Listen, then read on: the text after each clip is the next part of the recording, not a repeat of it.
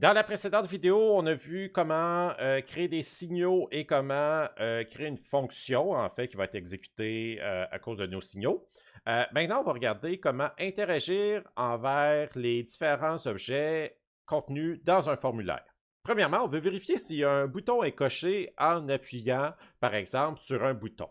Pour ceci, ce qu'on va faire, c'est qu'à l'intérieur de notre fonction, qui s'exécute grâce à un signal, on va faire self. Point. Et ici, on va aller chercher le nom du bouton qu'on veut vérifier.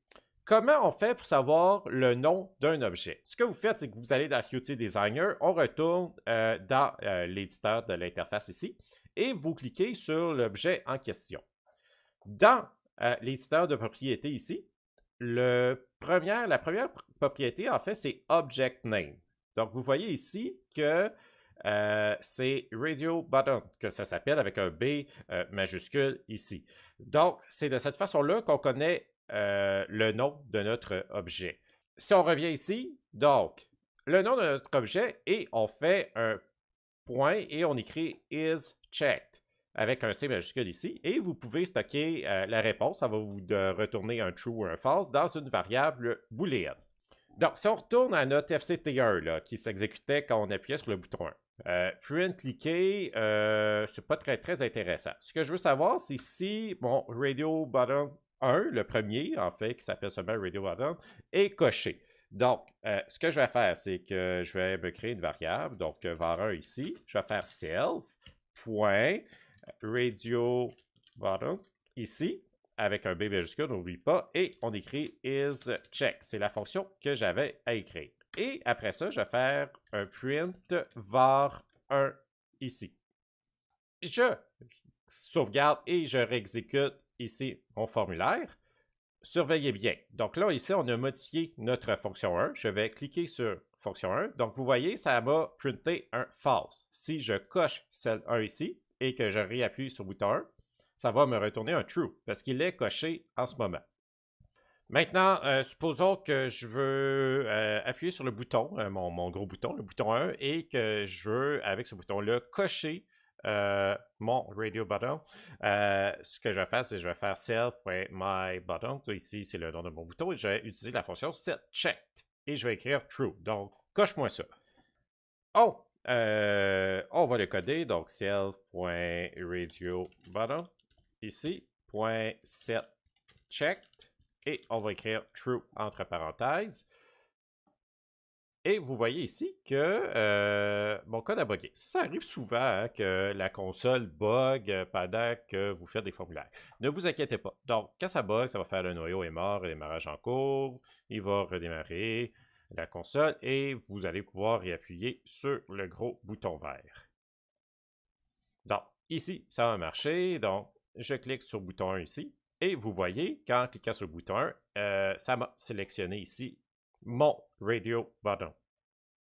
On va continuer le tour de toutes les fonctions qui sont nécessaires pour interagir avec les différents éléments d'un formulaire. Maintenant, pour modifier ou obtenir un texte, donc dans un line edit, l'utilisateur peut écrire un texte.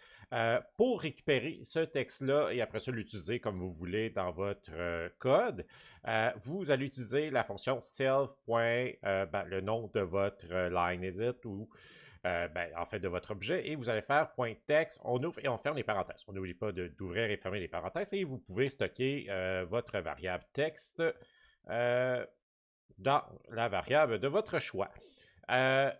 Vous pouvez aussi modifier le contenu de LineEdit, tout comme vous pouvez aussi modifier un label. Un label étant du texte qu'un utilisateur ne peut pas modifier directement, mais votre code, lui, peut le modifier. Donc, pour ça, vous allez faire self, le nom de votre objet, .setText, et à l'intérieur des parenthèses, vous allez insérer le string qui va apparaître en fait dans votre formulaire, dans l'objet en question. Maintenant, pour les barres de défilement, donc les sliders, vous pouvez avoir la valeur de votre barre de défilement avec self, le nom de votre objet, .value. Vous pouvez aussi modifier la valeur de votre barre de défilement, donc il y a une valeur, en utilisant self, le nom de votre slider, .setValue, et ici, entre les parenthèses, vous allez insérer un nombre entier. Donc, il faut que ce soit un nombre. Il ne faut pas que ce soit un texte. Si vous avez un texte qui est un nombre entier, vous devez le convertir avec la fonction int. Donc, ici, vous allez insérer un nombre entier. Pour avoir le choix, en fait, ce qui est sélectionné dans un combo box, vous avez fait self.moncombo.currentIndex. Donc, le premier élément dans votre combo box, c'est la position 0. Donc, ça vous retournerait la position 0. Sinon, le deuxième élément, c'est la position 1. Donc, ça va vous retourner un nombre entier.